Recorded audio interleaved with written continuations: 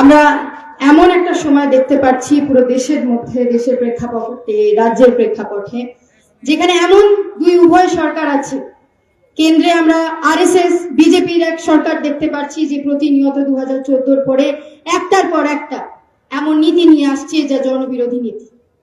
আমরা যখন দাঁড়িয়ে থেকে দেখছি যে গোটা 10টা বছর যখন বিজেপির সরকার কেন্দ্রতে থেকেছে, এমন অবস্থান সম্মুখীন সাধারণ শ্রমজীবী খেটে খাওয়া মানুষ হচ্ছে, যেখানে প্রতিনিয়ত শিক্ষার যে অবস্থা, কর্মসংস্থানের যে অবস্থা, সেই প্রত্যেকটা ব্যবস্থাকে শেষ করে ফেলা হচ্ছে। আমরা শিক্ষার দিকে যদি তাকিয়ে দেখি, পুরো দেশের মধ্যে হাজার হাজার লক্ষ লক্ষ সরকারি স্কুলকে বন্ধ করে দেওয়া হচ্ছে, উচ্চ শিক্ষার জায়গা সেন্ট্রাল ইউনিভার্সিটিকে বন্ধ করে দেওয়া হচ্ছে। যখন সরকারকে জিজ্ঞেস করা হচ্ছে, যখন বিজেপিকে জিজ্ঞেস করা হচ্ছে, যখন দিল্লির বুকে দাঁড়িয়ে থেকে নরেন্দ্র মোদীর চোখে চোখ রেখে জিজ্ঞেস করা হচ্ছে, তখন তারা বলছে যে তাদের কাছে ফান্ড নেই, যে তাদের কাছে টাকা পয়সা নেই। আমরা প্রত্যেকটা রাজ্যের মধ্যে দেখতে পাচ্ছি যে যে সরকারি স্কুলকে, উচ্চ শিক্ষার জায়গাকে প্রাধান্য দিয়ে একটা সময় শ্রমজীবী মানুষের বাড়িতে ছেলে মেয়েরা পড়াশোনা করতে পেরেছে, মাথা উঁচু করে বাঁচার স্বপ্ন দেখেছে, শিক্ষা পেয়ে কর্মসংস্থানের জায়গা দেখেছে, সেই প্রত্যেকটা মূল জায়গাকে শেষ করে দেওয়ার জায়গা বিজেপি আরএসএস আজকের দিনে, আজকের সময় দেশে তৈরি করেছে। এবং পুরো দেশটা যদি আমরা ঘুরে দেখি, প্রত্যেকটা রাজ্যে আমরা যদি দেখি যেখানে আরএসএস বিজেপির সরকার আছে, তারা চায় না যে শ্রমজীবী খেটে খাওয়া মানুষের বাড়িতে যে সন্তান আছে তারা মাথা উঁচু করে বাঁচুক। কেন তারা চায় না? আরএসএস এর কি অসুবিধা, বিজেপির কি অসুবিধা হচ্ছে যে তারা চায় না যে আরএসএস বিজেপির সময় দাঁড়িয়ে থেকে সরকারি স্কুল কলেজগুলো চলুক? তারা চাইছে যে এই পরিকাঠামোকে যদি শেষ করে দেয়, এই পরিকাঠামোকে যদি নষ্ট করে দেওয়া যায়, তাহলে প্রত্যেকটা আনাচে কানাচে আজকের দিনে দাঁড়িয়ে থেকে আমরা দেখতে পাচ্ছি যে প্রাইভেট স্কুল তৈরি হচ্ছে, প্রাইভেট কলেজ তৈরি হচ্ছে। এবং সেই জায়গায় দাঁড়িয়ে থেকে পড়াশোনা কারা করতে পারবে? যাদের গ্যাটে টাকা থাকবে, যাদের বাবা মার কাছে টাকা থাকবে, যাদের পরিবারের কাছে টাকা থাকবে, তারা এই প্রাইভেট স্কুলগুলোতে যেতে পারবে, তারা এই প্রাইভেট কলেজগুলোতে যেতে পারবে। এবং শ্রমজীবী পরিবারের মানুষ, মধ্যবিত্ত, নিম্ন মধ্যবিত্ত পরিবারের মানুষ যারা স্বপ্ন দেখছে তার সন্তানের জন্য যে তারা ভালো করে পড়াশোনা করে কর্মসংস্থানের জায়গায় পৌঁছবে, মাথা উঁচু করে বাঁচবে, সেই জায়গাটা শেষ করে দেওয়ার চেষ্টা করছে। পুরো দেশের মধ্যে এটা হচ্ছে। আমরা রাজ্যের মধ্যে কি দেখতে পাচ্ছি? 2011 সময় আরএসএস যে প্রজেক্ট শুরু করেছে 2011 মাধ্যমে, সেই প্রজেক্টটার নাম হচ্ছে তৃণমূল, সেই প্রজেক্টটার নাম হচ্ছে মমতা ব্যানার্জি। এবং আরএসএস এই প্রজেক্ট কেন শুরু করেছে বাংলার মধ্যে? কারণ তারা জানে যে এই বর্ধমানের মাটি হোক, এই পশ্চিম বাংলার মাটি হোক, সেটাতে যখন লাল পতাকা ওড়ে, সেটা দুর্জয় ঘাঁটি, সেটাকে হারানো যায় না, সেখানে শ্রমজীবী মানুষকে হারানো যায় না।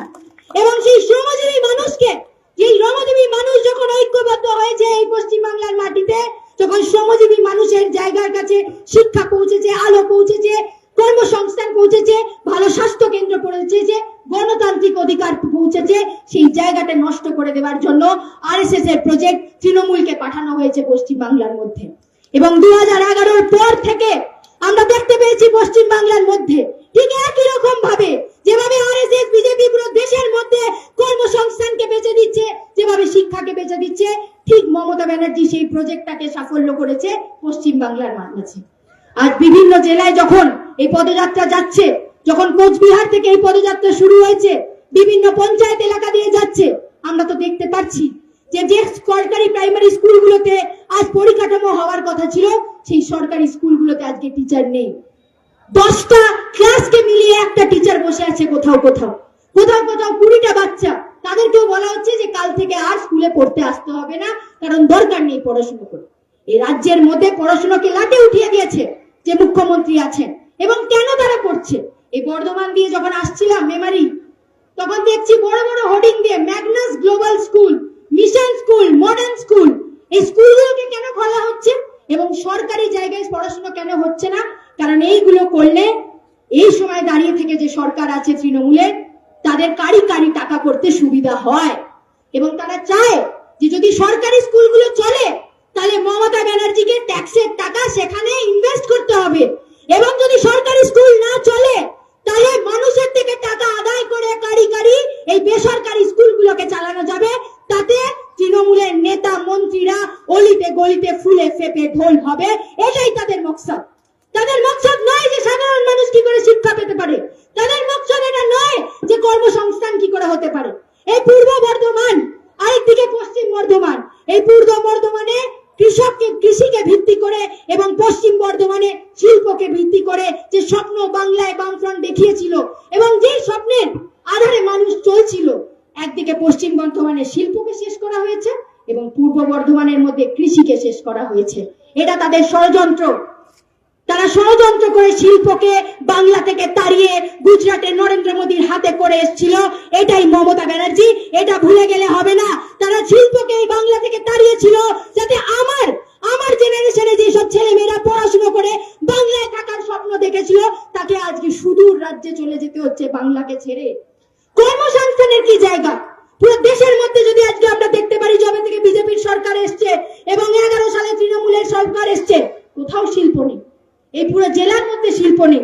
প্রত্যেকটা জায়গায় শিল্পকে শেষ করে দেওয়া হচ্ছে, রাষ্ট্রায়ত্ত সংস্থাকে বেচে ফেলা হচ্ছে।